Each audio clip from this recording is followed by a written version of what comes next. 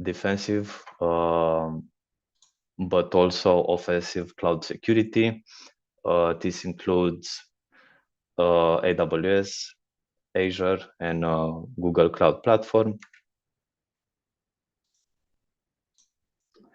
For the last 2 years, my focus was highly on cloud security, mostly the offensive part.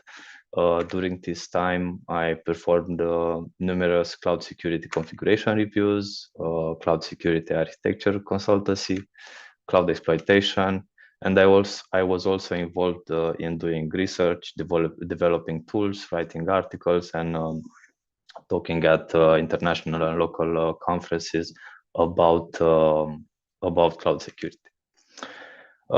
This is our summary for today. We will start with some introduction about what is cloud security, and we'll dive further in the issues, the challenges, solutions. We'll have a demo, and we'll arrive at conclusions at the end. So about using cloud. You can use cloud to host entire on-premises infrastructures in a platform, which is very powerful. Cloud also offers segregation between solutions, meaning web applications, for example, and your internal network. So this is an advantage, because if the web application is compromised, that doesn't necessarily means that your internal infrastructure will also be compromised. Most organizations, especially the big ones, they adapt a hybrid approach where the internal network is interconnected with the cloud resources. This means single sign-on, communication with the Active Directory, and so on. Most cloud platforms offer a shared responsibility model in terms for security, meaning that they secure their services so that they are not exploitable, but it's also your responsibility to use the services in a safe manner. This is a diagram just to show how complex a cloud environment can be, where we have a lot of computing resources in cloud, communicating with on-premises resources, the Active Directory. We have single sign-on, and so on. Now let's talk about the issue. So what we noticed during multiple cloud security configuration reviews is that organizations do not have yet the maturity level of as performing internal penetration testing.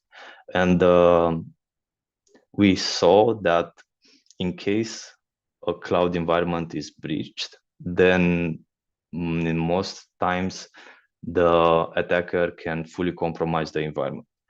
And the mentality as it is now is I'm using cloud, so I'm secure, which is not the case, especially if you're not implementing the proper control mechanism and detections for identifying ongoing attacks, breaches, and so on. This mentality, I'm using cloud, so I'm secure, is not entirely false. In most cases, it's better to use cloud than hosting on premises, but it's definitely not true, as we will see further with some examples from real life.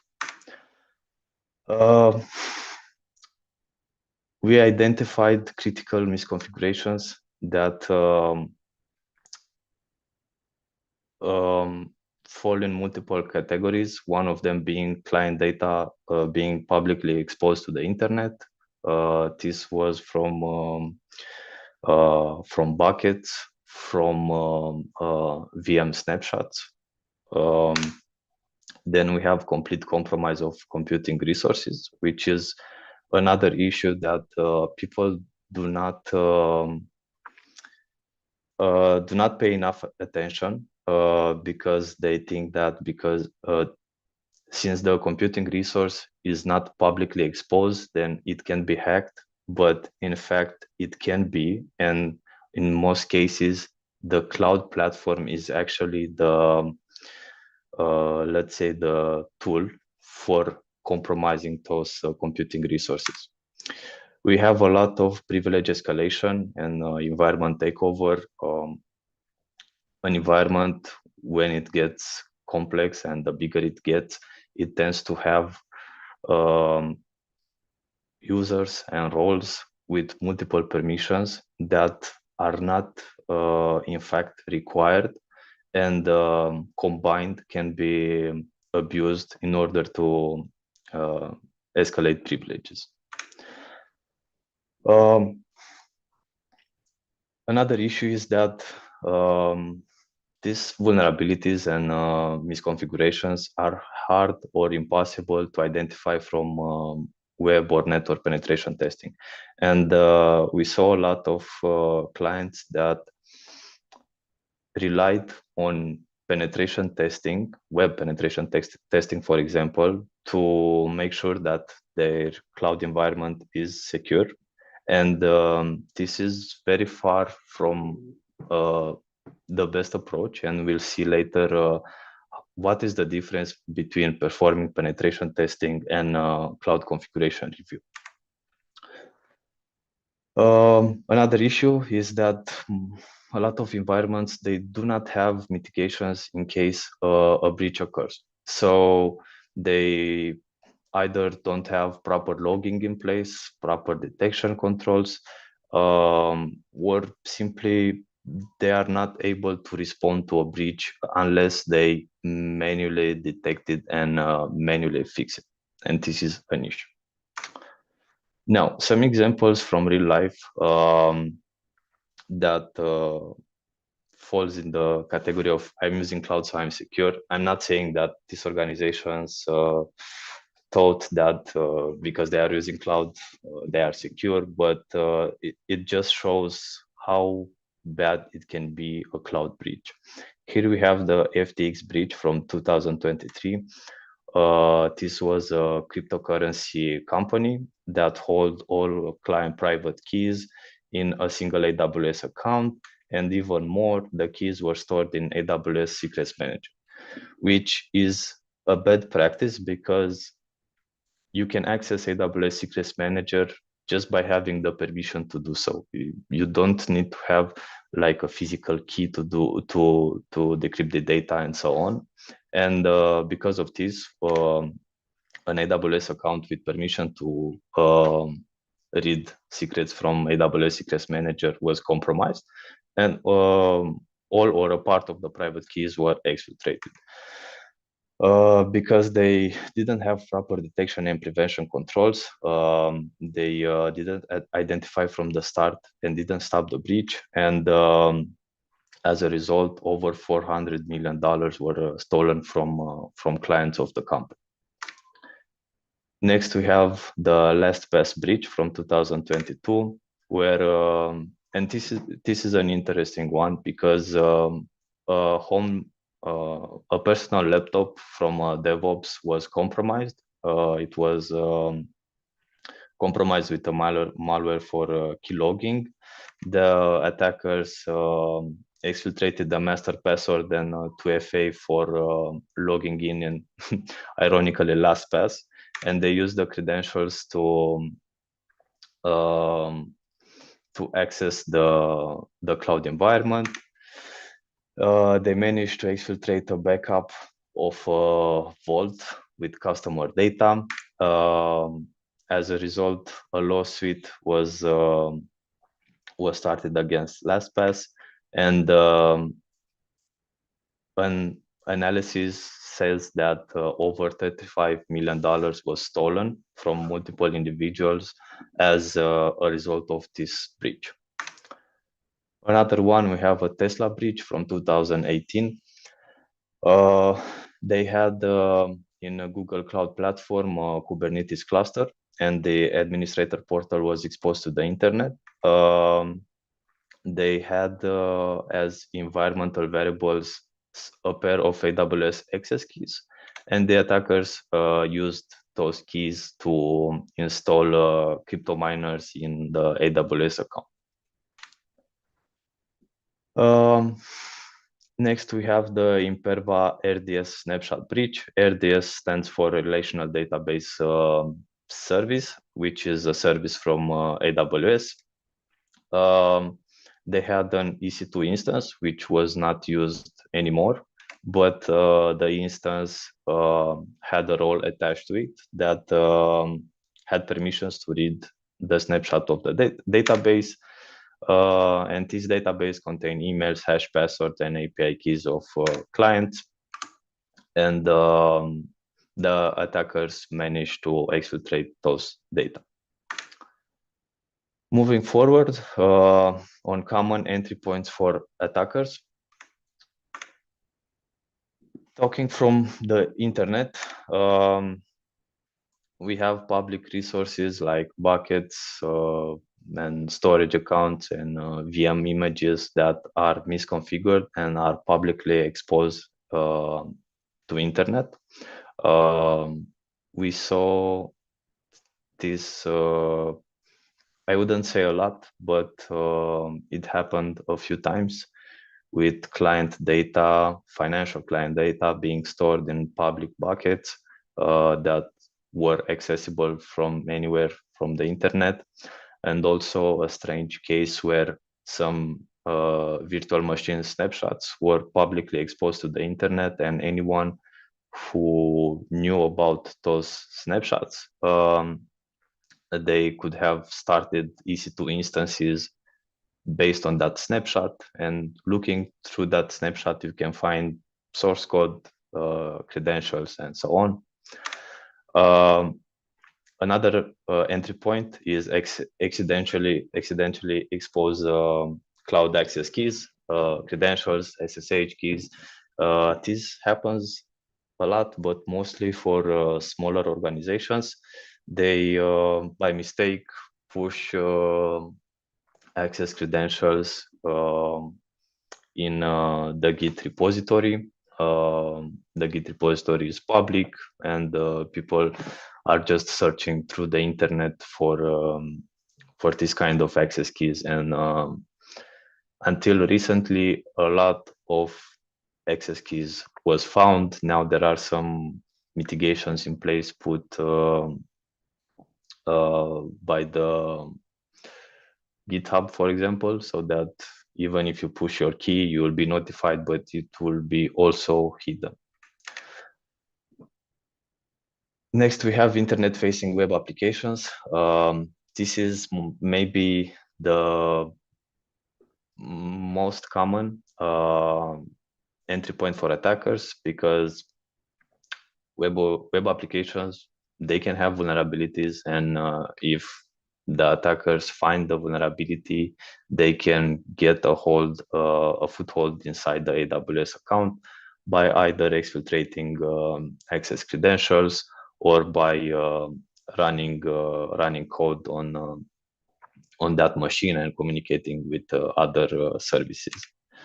And we have internet-facing databases, which even if they have authentication in place, if the authentication is not strong enough or it has default passwords, then it's again an issue. And databases, as a best practice, should be always private and only accessible by the web application or other services that actually need to communicate with the database.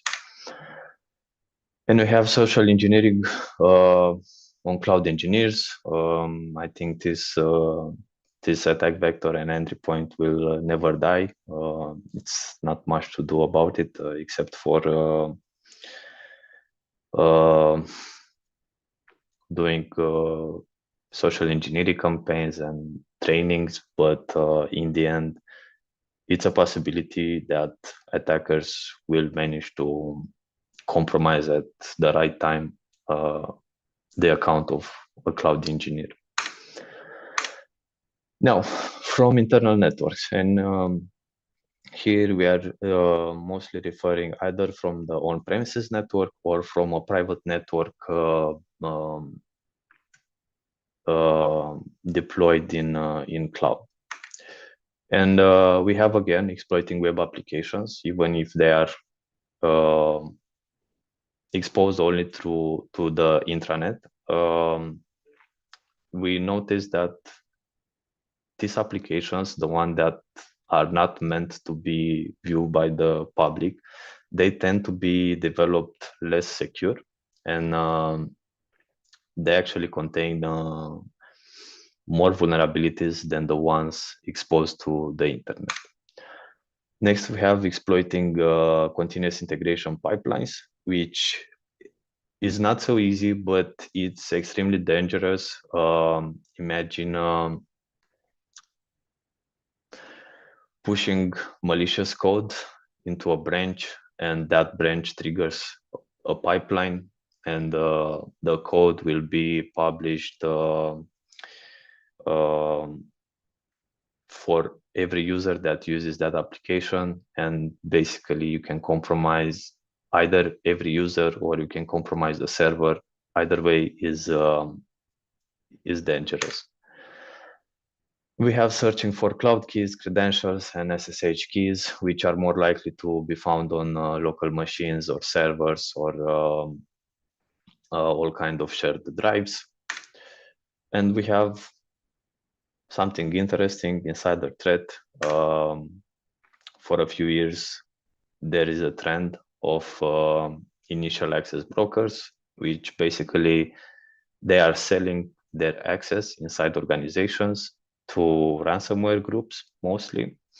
And it's very hard to protect yourself against this. The best way is to make sure that you add the proper controls, so that even if someone has access to your cloud environment, they will not be able to do a lot, and your cloud environment is secured so that no privilege escalation is possible. You have the proper logging and so on. This is an article from 2021, which talks about how actually ransomware groups are searching for initial access brokers, so that they can get a foothold inside cloud environments. Because yes, most cloud environments, they are not public. It's hard to get there.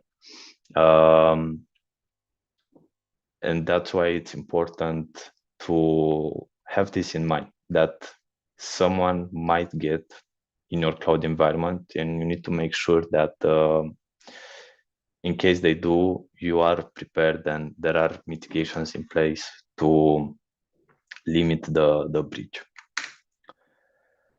Moving forward, let's talk about what are the risks.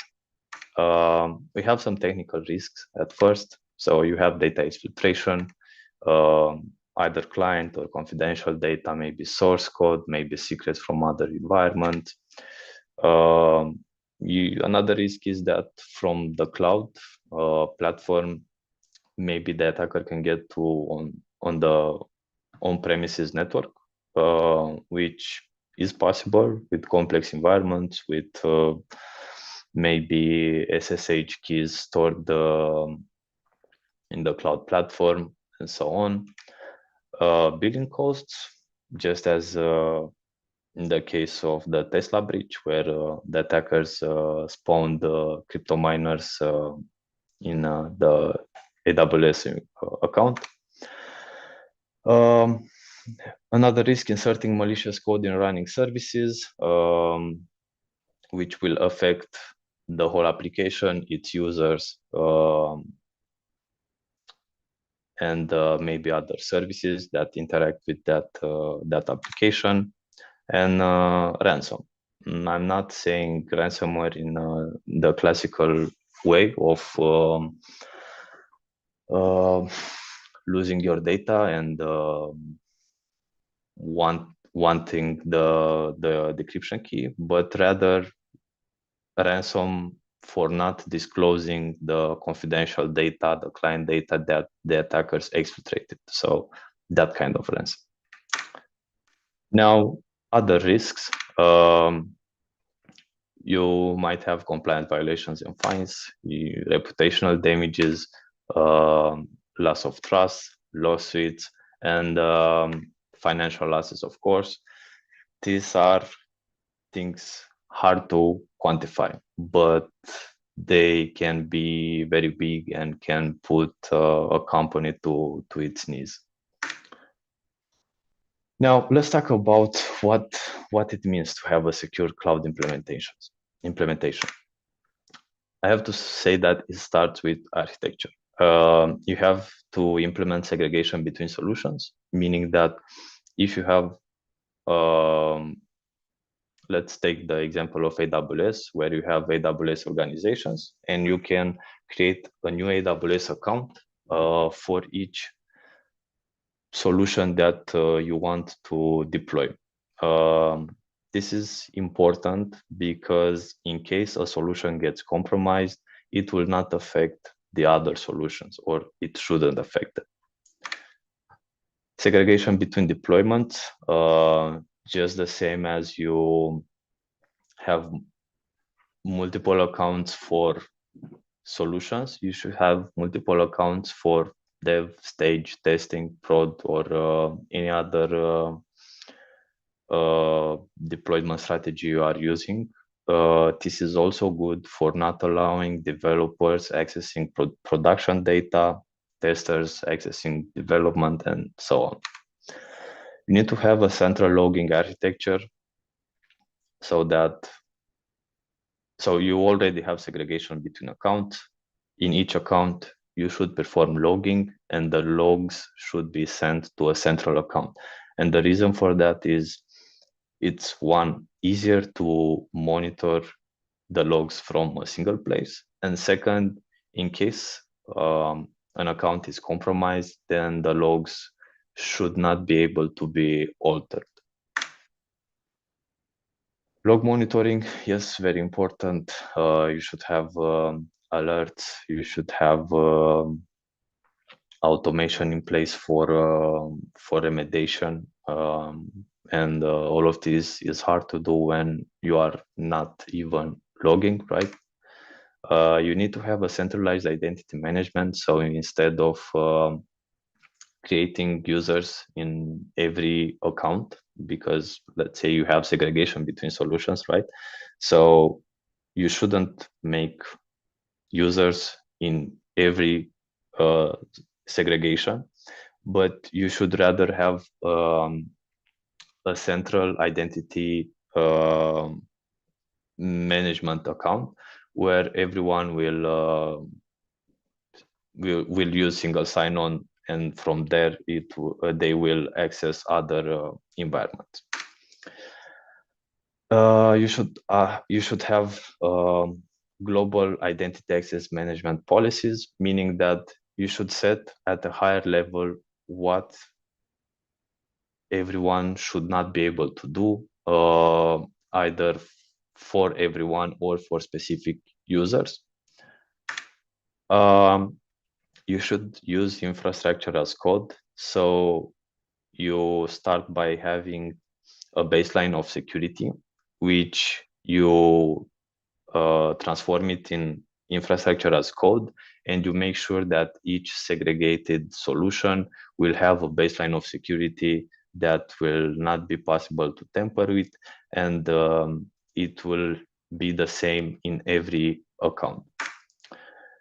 And as I mentioned earlier, alarms with automation in the background that will apply corrective measures. For example, a pair of AWS access credentials is used from an IP address known to ransomware groups, and an alarm should trigger automation for deactivating the access credentials. Continuing with the architecture part, you should apply the least privilege principle, meaning that you give the absolute minimum permissions for someone so that they can do their job, but not anything else. You should perform logging in every environment. You should be able to answer who did what, where, and when. You should log API calls, network communications, changes in configuration, data accessed. You should use services for threat detection and prevention. Most cloud platforms, or at least the big ones, they have uh, pre-built native solutions that will notify you if someone tries to attack your environment. For example, in AWS, there is guard duty, which will notify you or it will raise an alert if someone uses the Kali Linux operating system for connecting to the AWS account. Now, moving forward to hardening configurations, you should, Maybe if I yes, can, sorry to interrupt, we have a question in the chat. yes. Um, it's a pretty long question, but if you can read it. So it says, what do you mean by application? They tend to be not secured. Is there a purpose to develop unsecured application, or is it just a lack of experience, insufficient testing, or legacy applications? Or you are referring to the bad habit that when someone develops an application for internal use only, then security is left out.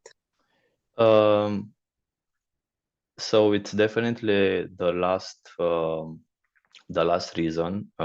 Yes, there is a bad habit of um, not properly securing internal applications, because the reasoning behind that is no one outside the organization will access it, right? But it's also using legacy applications that maybe the whole developer team that was initially on the project is not working there anymore. No one knows how to fix or change the application, and the application just runs, is not getting any updates. And I would say is a combination of these two, but mostly for internal applications, people tend to just rush things and not address security from the start or ever. I hope that answers it. I also asked you to unmute if you have any other things to add, Robert. And in the meantime, I would also like to give an example. I worked as a web developer some time ago, and internal applications were allocated to junior developers, to developers in internship. So it can be less secure just because of the lack of experience of the developers. Okay, I see Robert doesn't have anything else to add. Okay, then I think you can continue. Thank you. Thank you. Okay, regarding hardening configurations, you should have encryption at rest and in transit wherever possible, either it's bucket or just network communication. Minimizing exposure. So making sure that data that shouldn't be publicly exposed is not. Reducing the exposed ports, the IP addresses that can connect to a certain service, applying patches. So even for cloud native services like databases, they are still using technology that, let's say, MySQL, right? And if the MySQL engine has a vulnerability, then you should apply the patch from from the cloud service. So this is still something that you should manage and do it.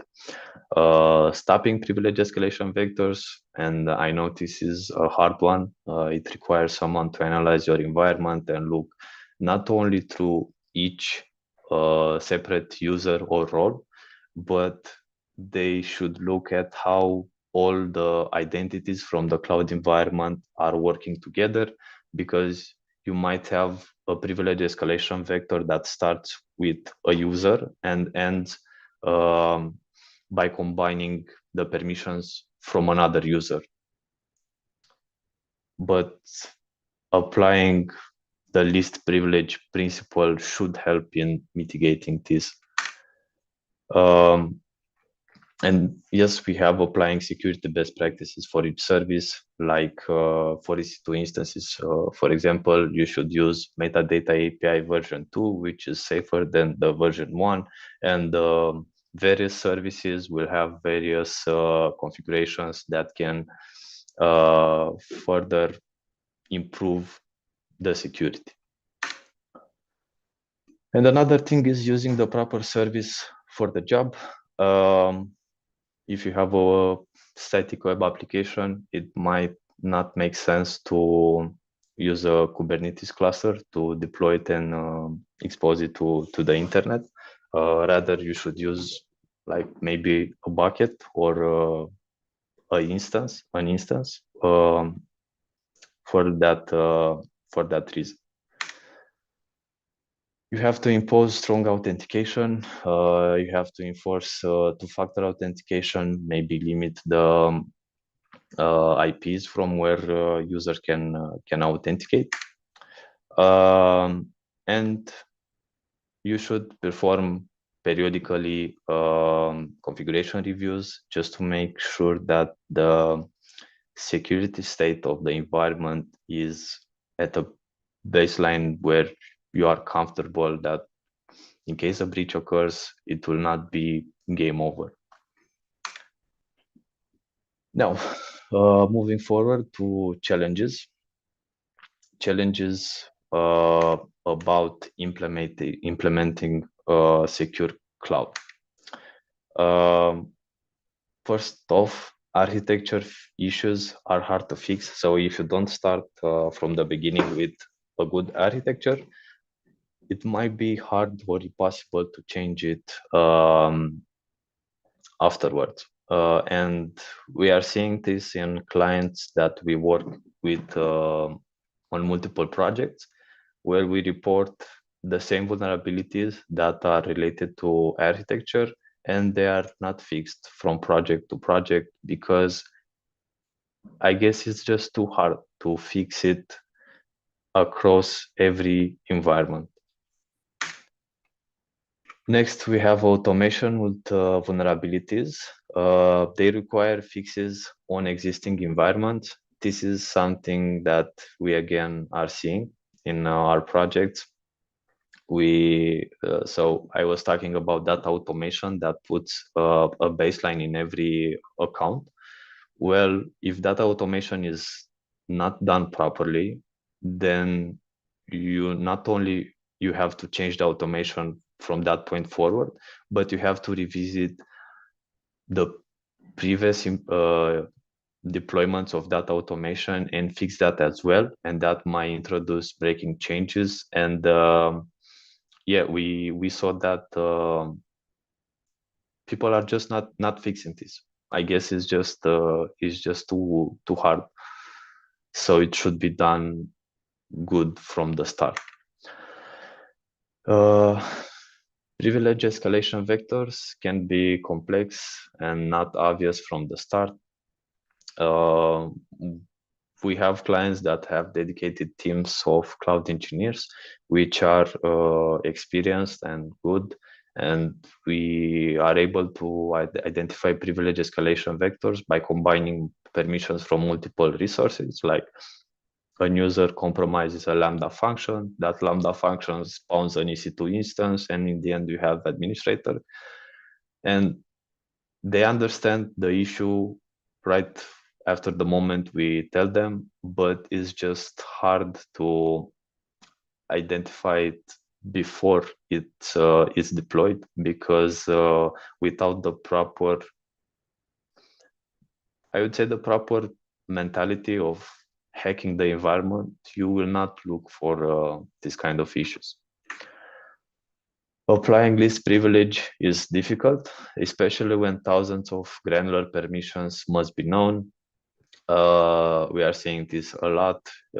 For everyone, is easier to apply a bigger policy that gives a lot of permissions, so that you make sure your resource can do its job. But by doing this, you are violating the least privilege principle. And if that resource is compromised, then the attacker gets a lot of permissions. And that's exactly the thing that you want to avoid. And of course, mistakes can be made. There's not much to say about this.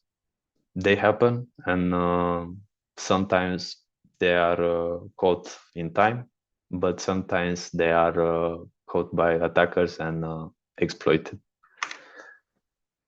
I think this is the last. No, we have two more. The cloud hacking is continuously evolving, and defenders might fall behind. It's already hard for defenders to keep the pace with every change in the cloud platforms, which happen frequently. But to also keep change with how attackers are abusing cloud services and perform various attack vectors is another thing that it may not be easy for everyone to follow. This is the last challenge I've wrote: trusting third parties with your cloud environment. We are seeing this. Even if we have a reputation and a name being from KPMG, it's not that the client doesn't trust us to handle their environment. They are just not trusting anyone. They don't want external parties to look inside their cloud environment, which is weird, but is bad for them. Even if you think that it's like performing code reviews. When you develop software, you need a party to review your code, and this goes even further, because you should have an external party that reviews your cloud configuration, just because you are so familiar with that environment that you might not look with a fresh mentality in what can go wrong. Okay, now I'll present some examples from our engagement. These are actually findings from my project. First one is remote code execution as admin on any EC2 instance. If you're not familiar with EC2 instance, it's basically a computing resource. It's like a virtual machine that runs in AWS. This was found with manual testing. We managed to exfiltrate the access credentials for that instance via the metadata API. This is an API that runs in every EC2 instance and is not only in AWS, but it's also present in Azure and GCP. And with that access credentials, we basically got the same permissions as the EC2 instance, which, if you look in the right side, it contained the policy Amazon SSM full access. And with this, we were able to send commands abusing a native functionality from AWS that allowed us to run code as administrator on any EC2 instance, either under root or under NT authority system. This opens a lot of issues besides the ones the vulnerabilities specific to compromising a host, we have this cloud vector where we can elevate privileges by exfiltrating access credentials from other EC2 instances. And we can also go deeper in the cloud environment and looking for more misconfigurations and more things to attack. And this is how the credential exfiltration works. So we have remote code execution using the run command feature from AWS. We perform a HTTP GET request to the metadata API endpoint that is present above the first arrow. This will return us the role name that is attached to the instance, and then we perform another HTTP request. We include the name of the role, and we get the access credentials. And this attack vector is especially bad for defenders, because even if the EC2 instance is private, so it's not exposed to the internet, you can perform this from the internet. It doesn't matter because it communicates through AWS. And this is how it looks from a practical point of view. We have the AWS CLI using the send command feature from the SSM service. We specify a few things, but the important aspect is that we send the command to perform an HTTP GET request to that endpoint. In the response, we will get the role name that is attached to the instance. Then we add the role name and perform another HTTP request, and we get the access credentials, which basically will give us the same level of permissions that the EC2 instance we are targeting has. Another example, we identified some public Amazon machine images, which are basically virtual machine snapshots that were exposed to the internet. It's like making a snapshot of your local VM and you put it in the internet for everyone to download it and use it. And as you can imagine, just as having a local virtual machine, you can have source code there, you can have credentials, you can have SSH keys for other servers and so on. Next, we have credentials stored insecurely. So often we find credentials like Active Directory credentials, AWS access keys, or APIs keys stored in services from AWS like Parameter Store, which stores most of the parameters as plain string, not encrypted, not hidden, and it's just a lot easier to have the permissions to have the permission to read the parameters from this service than it would be to have the permission to read it from a more secure service like Secrets Manager. And we are seeing this all the time, like tens of identity access management identities have read permissions over Parameter Store. And when we compare it with how many identities have permissions over SSM, over AWS Secrets Manager, we notice that only a few of them have. And this brings a risk of credentials leakage by allowing multiple parties to read them. As a last point, even commercial tools can detect this issue because the tools are not looking at what's inside the parameter, and it most likely not tell you that it's a bad practice, and we actually saw this in an environment that was using Wiz.io, and that environment had stored in parameter store a pair of AWS access keys, and there was no issue reported from is.io about that practice. So it's something to keep in mind when you want to rely more on automation rather than actually having someone review the environment. Storage solution exposed to the internet. I briefly discussed this already with client data exposed for everyone to see. We identified this in Azure, in GCP. I will not get into more details now.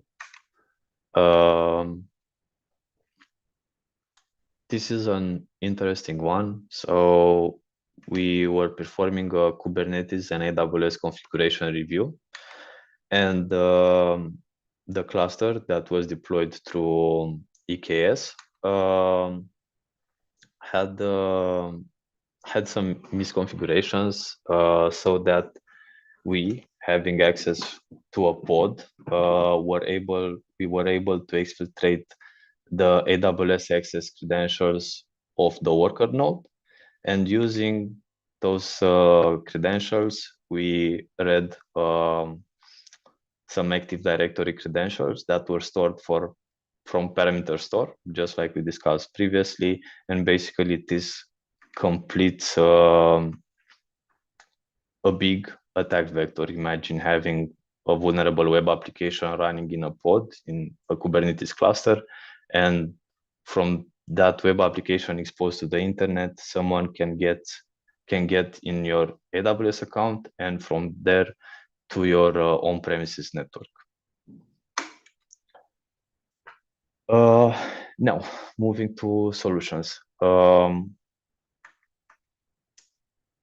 You need to have security in mind when designing your architecture right before starting to implement it. Most cloud providers have guidelines on how to do this. A good example is AWS Well Architectured Framework, which goes behind security. It covers availability,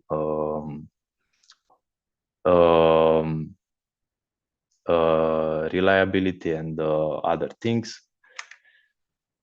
You should review the design with a cloud architect or cloud security specialist before implementing it. This is especially important because you are doing it once, and then you can start developing your architecture, and you don't want to have to make changes later on, because as we discussed, architecture issues are the most time consuming and hard to fix issues. When you are adding automation, make sure to double check both the design and the scripts before starting to deploy solutions based on them, because you will have, in case there is an issue, you will have to review every deployed instance and perform the corrective measures. As a recommendation, you should review the infrastructure as code on the first iteration, so before you are actually using it in production or when major changes occur. And I recommend this from the bottom of my heart. You should perform cloud security configuration reviews just as you want to perform internal network penetration testing. Is the same thing.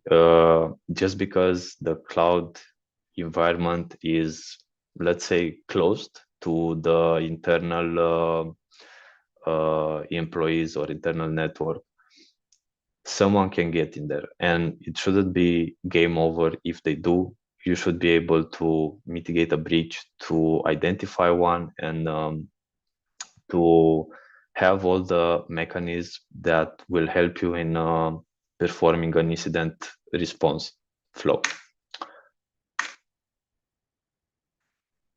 Okay, now let's talk a bit about cloud security configuration review. There are two ways of doing this. The first one is doing configuration review, which is like a white box approach because you have access to everything. You have read-only permissions. You don't need write permissions for this. This might result in some false positives, like you identify an attack vector, but maybe there is a global policy at a higher level that you don't know that will prevent that attack. But either way, it's good to do it with read-only permission and have the client validate in the end, or talk with the client if you can get some write permissions just for you to validate that that attack vector is indeed possible. You can identify hardening configurations, attack vectors, misconfigurations, architectural improvements, security best practices. And the other way of doing cloud security configuration review is by having an insider threat simulation. So this is more like a gray black box approach, where you want to assume that something was compromised, either, let's say, a developer account or an EC2 instance, something with permissions, right? And you want to see how far an attacker can get from that point.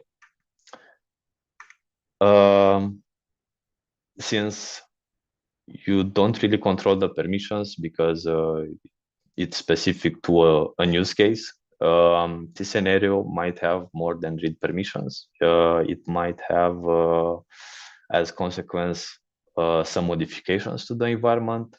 That's why we recommend to do this on staging environments, not production, because it might break things. And another advantage of performing an insider threat simulation is that you can have your defenders to practice and improve on monitoring, detection, and remediation. It's like an exercise for them before anything bad really happens. Now let's talk about automation versus manual configuration review. In my engagements, I mostly rely on manual configuration review, but I'm also using some automation at the beginning for enumerating the environment. But in terms of identifying vulnerabilities, I'm not relying on automation, and here's why. So the automation is fast, but is mostly based on one command checks. Is useful when a service contains a high number of resources. So if you have thousands of I don't know, buckets or EC2 instances, then yes, automation for checking a certain configuration among every instance, yes, it's the only way to go. It might provide false positives, and it most likely will provide false positives that are not in fact vulnerabilities. And it does not cover cross-account analysis. As I talked about segregation between solutions,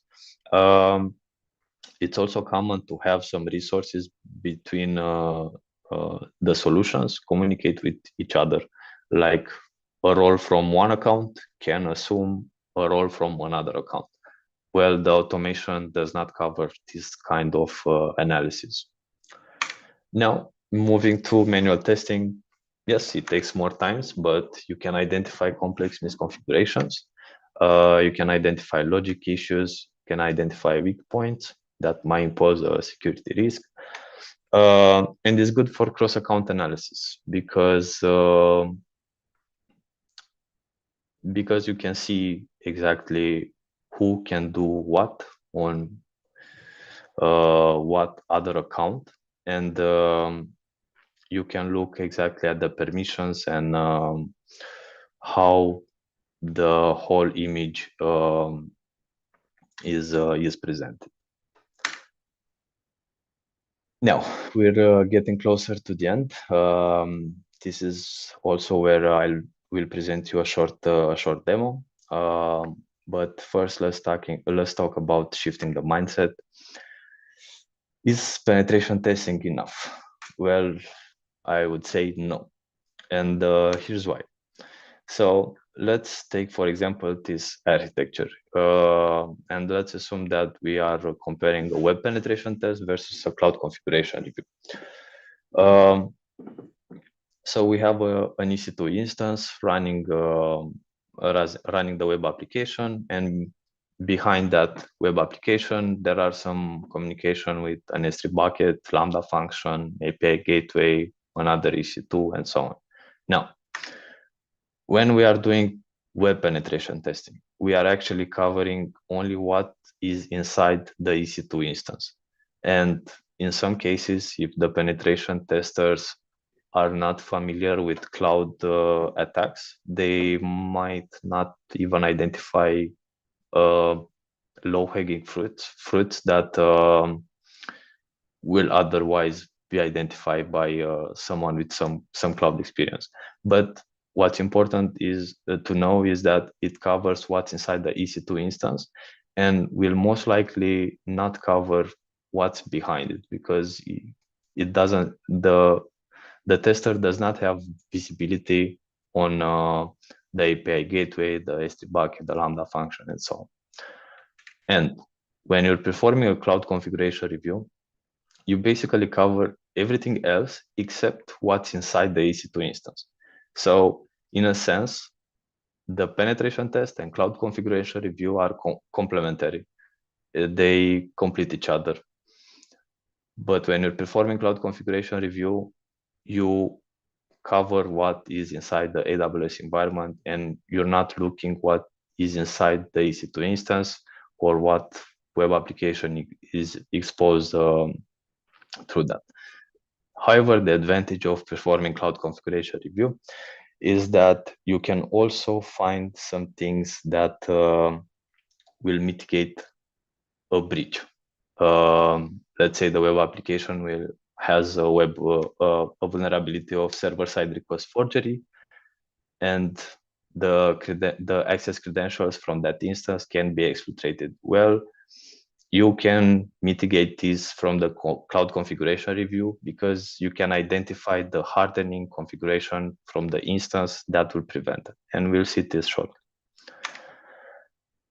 So the configuration review will identify vulnerabilities at the web application? No, but it will provide mitigations and misconfigurations. The web penetration test will do the exact opposite. So it will identify vulnerabilities at the web application level, but it will not provide mitigations and misconfigurations from the cloud environment. And we will go into a short demo where we will see how easy it is to exfiltrate some access credentials, and what is the difference between a penetration tester, a real attacker, and a cloud configuration review. But before we start, I wanted to ask if there are any questions. You can raise your hand, or you can write in the chat, and I will unmute you.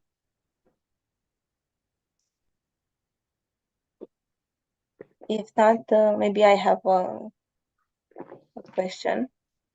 Yes. Have you considered this part of a cloud configuration review also taking into account zero trust principles and the zero trust framework, maybe to bring them together somehow? I'm not familiar with the framework.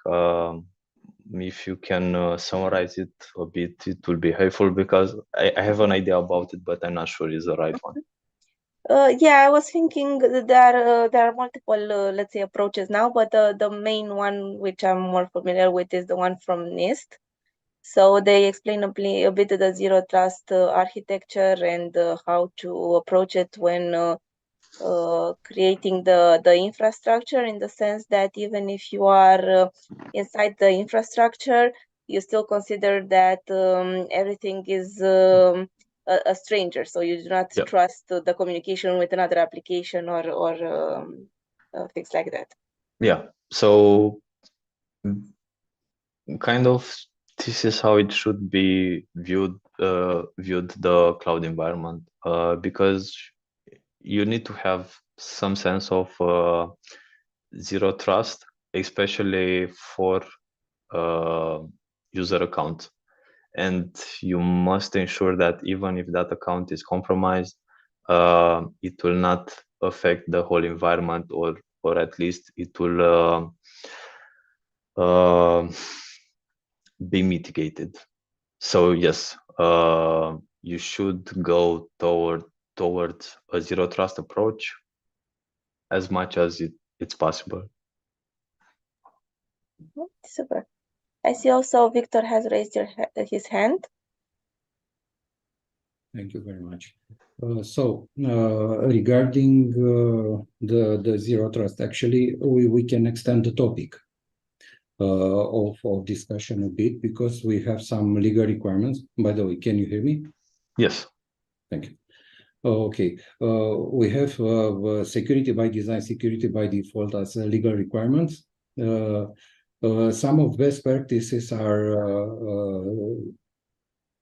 recommending segmentation, micro-segmentation, zero trust, meaning one-to-one secure connection in terms of, let's say, organizational behavior. We are talking about implementing and enforcing some security policies. Are all these, if properly installed, established, are all these enough to put an organization at the safe side? Well, yes and no. It's definitely good and safer to go with this approach. But as we say in the industry, there's never 100% vulnerability free or security assurance, right? Yes. So, yeah, imagine having your cloud admin account compromised. I mean, what can you do about that, right? So I wouldn't say it's enough. I don't know if there is anything enough to say you are safe, but it's safer to do it this way. Definitely, it's better. And also in comparing with the traditional way of using the infrastructure and moving towards forward to a hybrid or cloud-based, are there any particular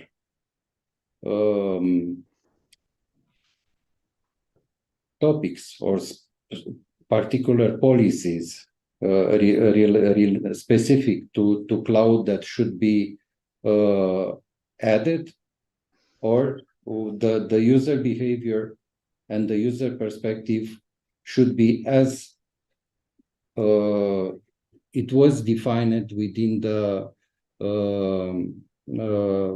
traditional the infrastructure. So meaning that the security is the responsibility of everyone. Everyone should contribute to security and so on. I think here is not the case because not everyone should have access to the cloud environment. I'm laughing because I just remembered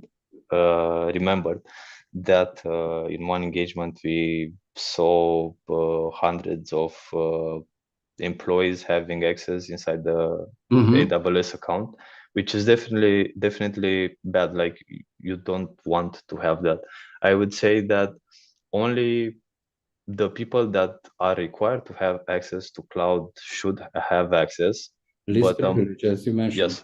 Yes, but among the persons that have access, I think, yes, the security falls for everyone to be put in place. So it's a responsibility for the user that has access to the cloud, but not every employee should have access to the cloud.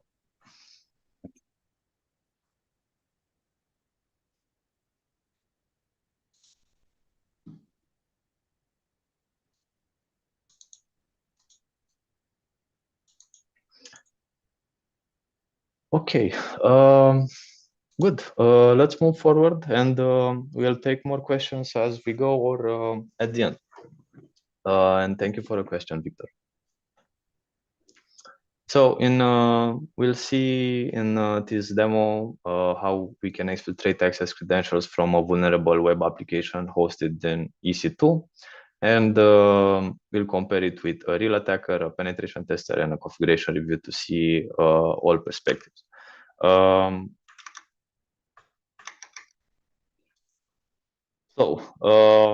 I had a nicer web application, but today it stopped working. So I made a quick one. But let's imagine it's something more complex and just as in real life. We have a web application. Let's say we are doing a penetration testing on it. And we identify at some point that we have an URL that allows us, we have a query parameter inside the URL that allows us to perform server-side request forgery. Server-side request forgery is a vulnerability where we make the server, the web server, performing HTTP requests with arbitrary hosts. Like, for example, I performed a request to google.com and it showed me the output. Well, first off, I would like to say that a penetration tester might not even go into the cloud specific attacks like we will see next.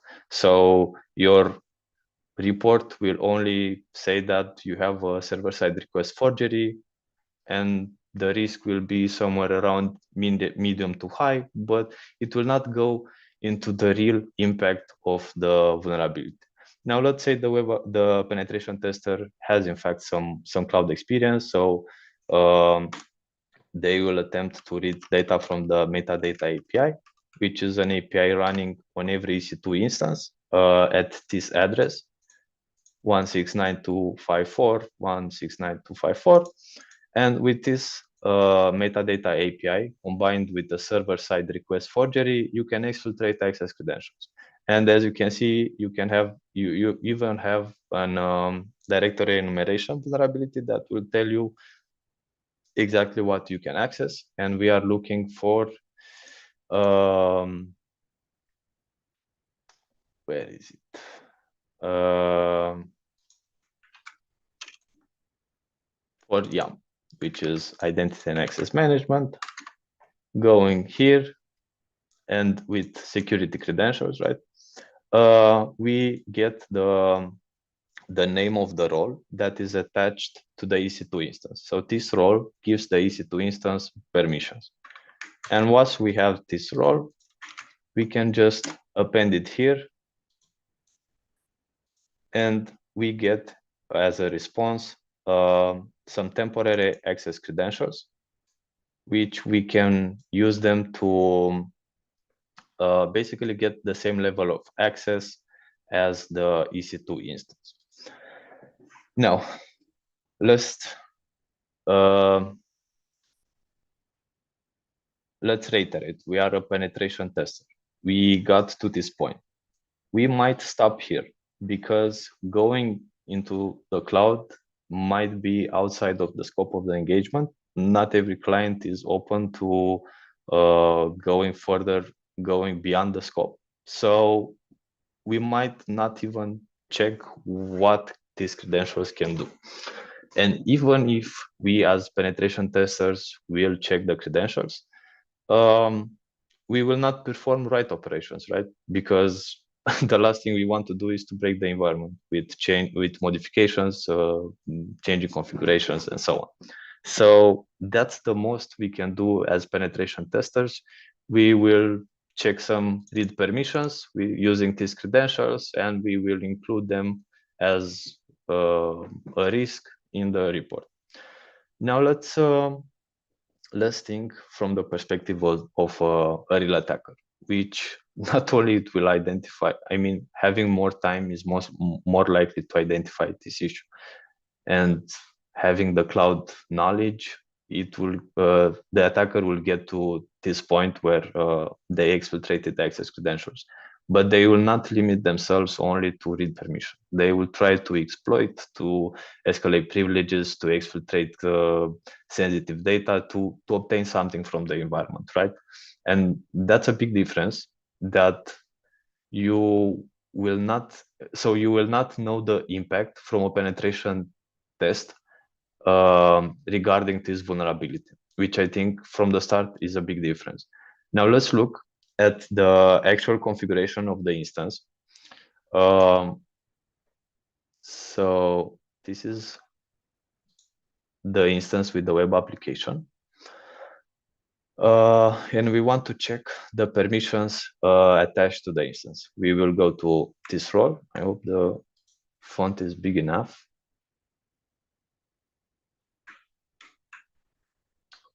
Okay, and here we can see two policies. The Amazon SSM managed instance core. This is a policy that usually it's on every EC2 instance from every AWS account because it allows cloud engineers to monitor the instances, right?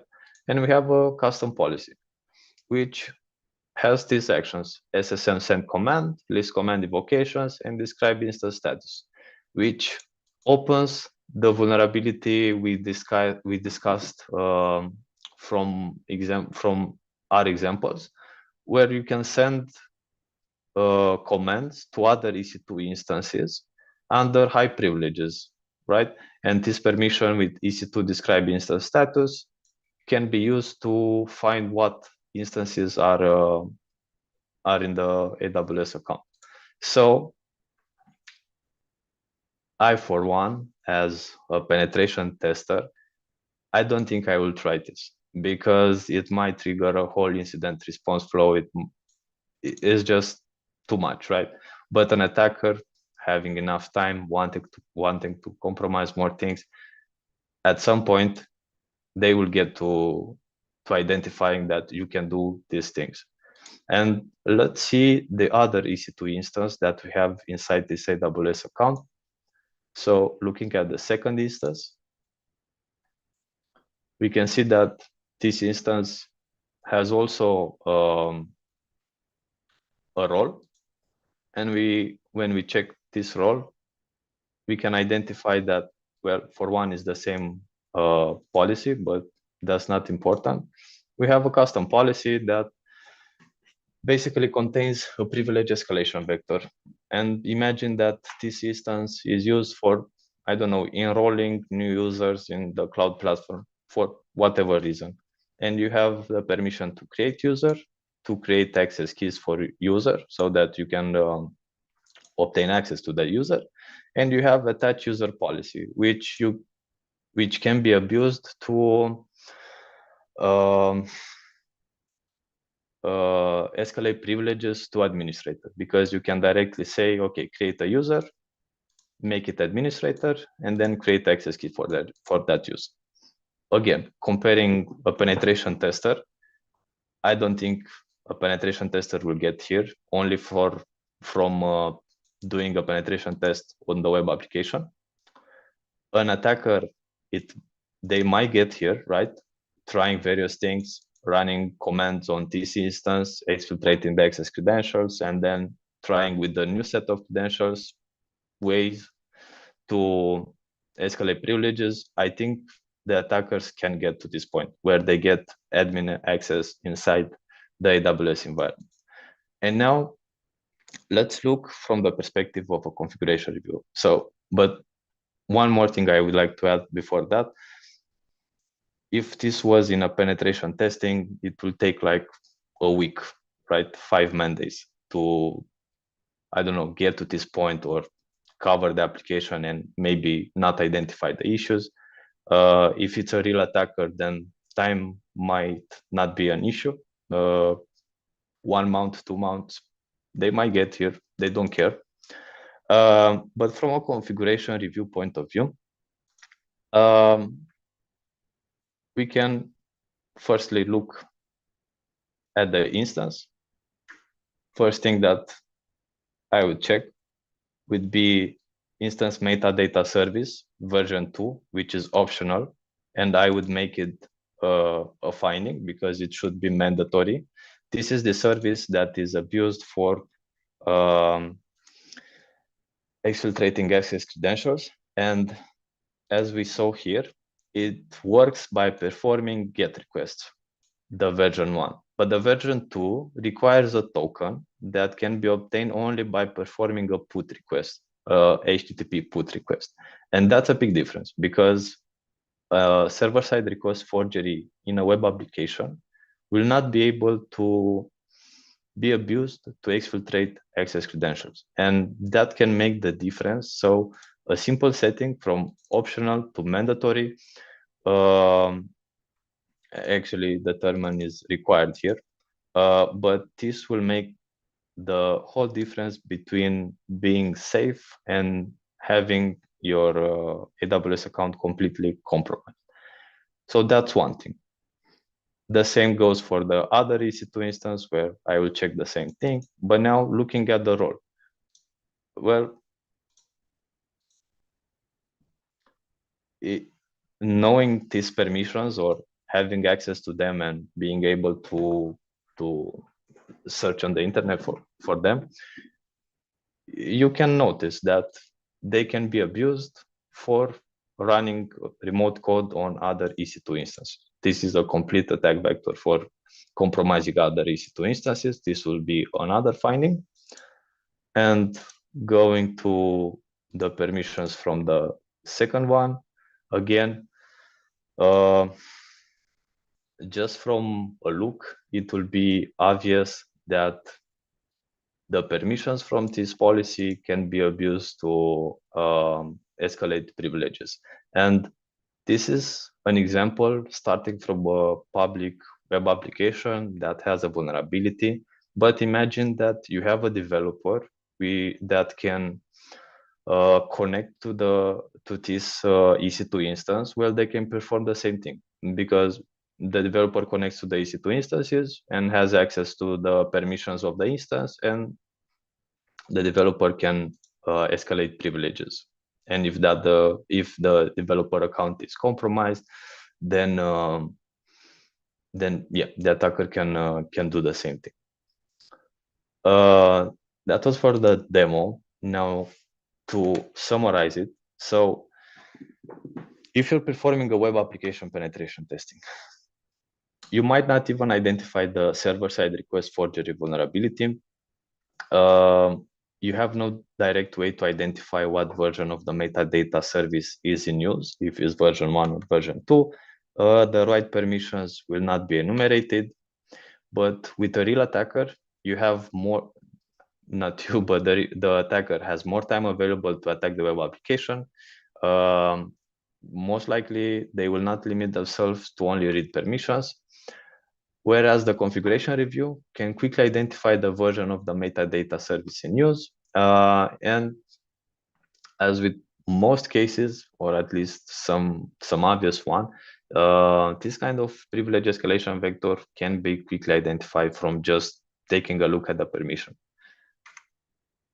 Good. Now we have one more chapter, which is not so long before conclusions. And I want to talk about extensions to cloud, because cloud is actually more than a cloud provider. Cloud is Kubernetes cluster, continuous integration, pipelines and flows, distributed version controls like using GitLab, GitHub, and we actually did some configuration review on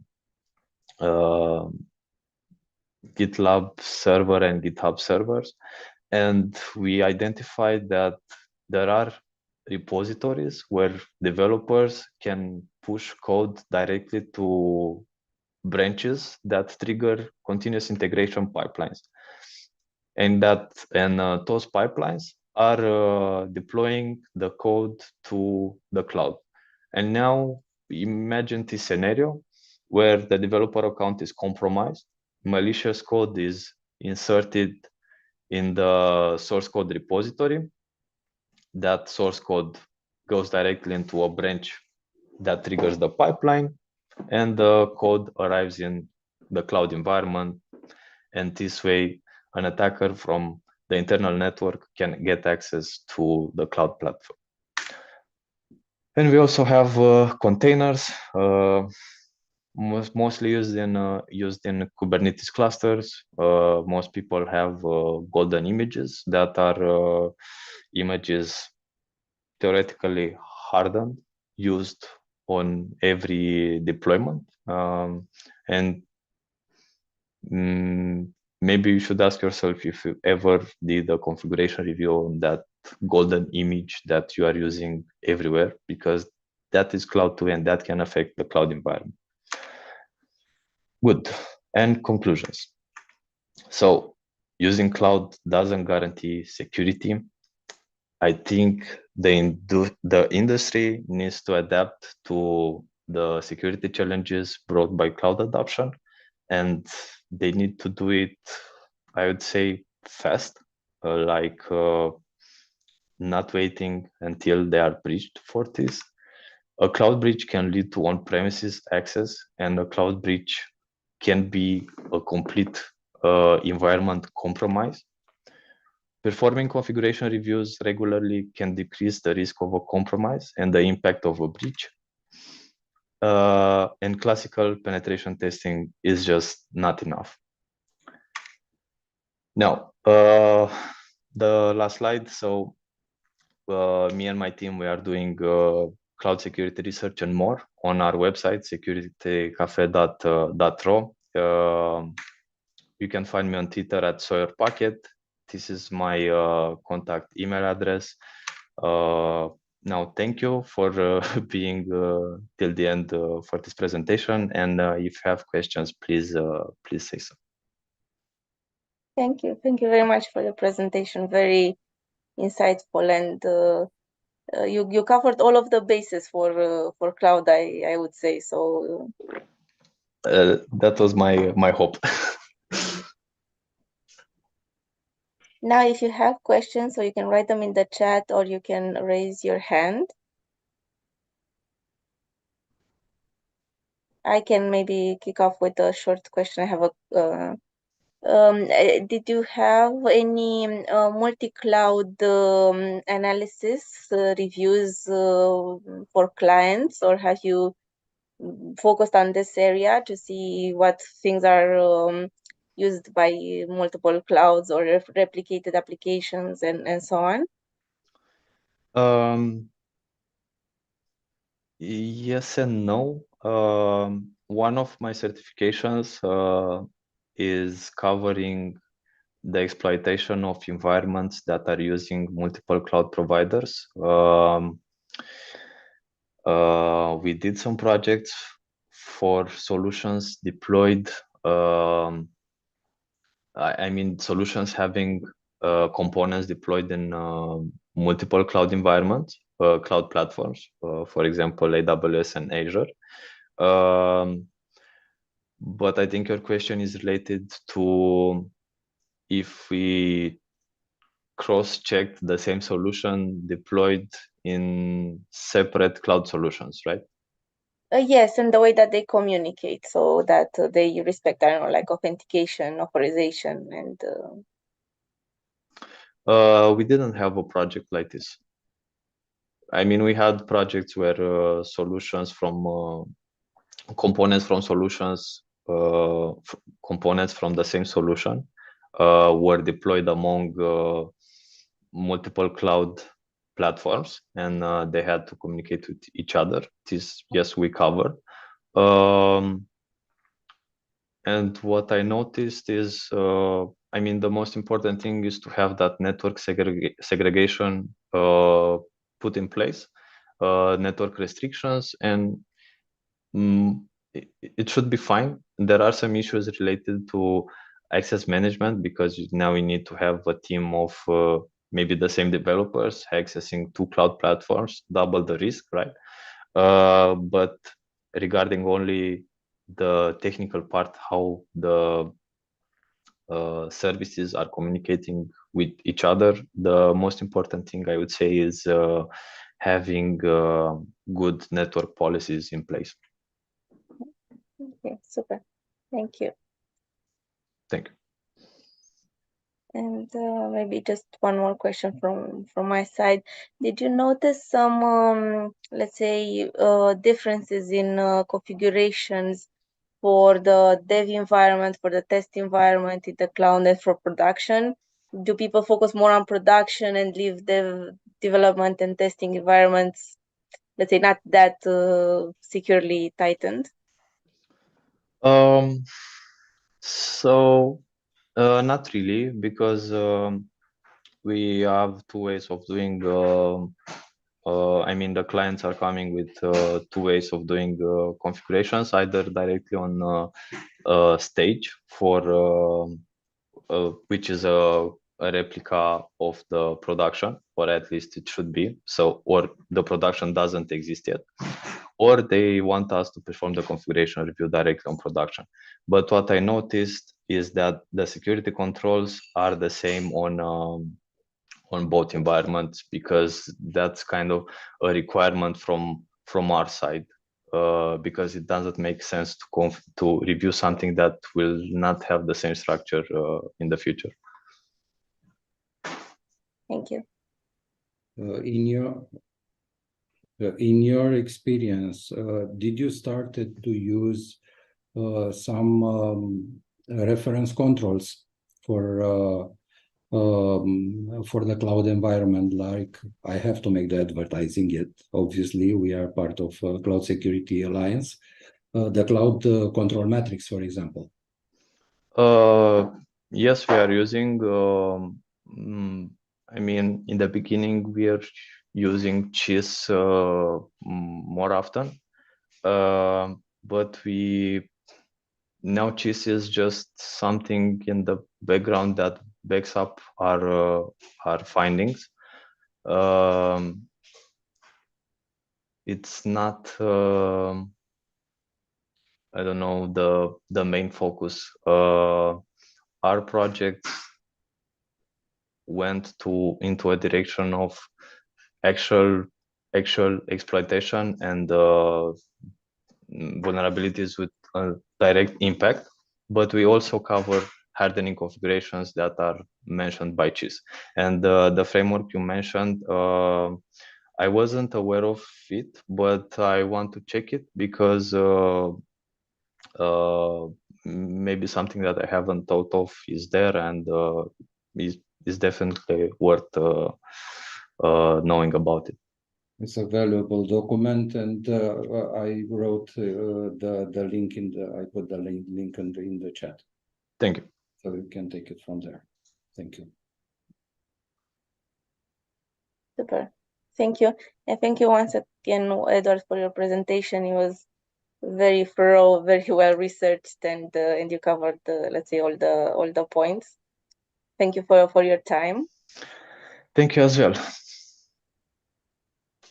Now, if there are no more questions, I think we can end this meeting. Thank you all for participating, and we'll see each other next month with the next event. Have a lovely evening. Thank you. Bye bye.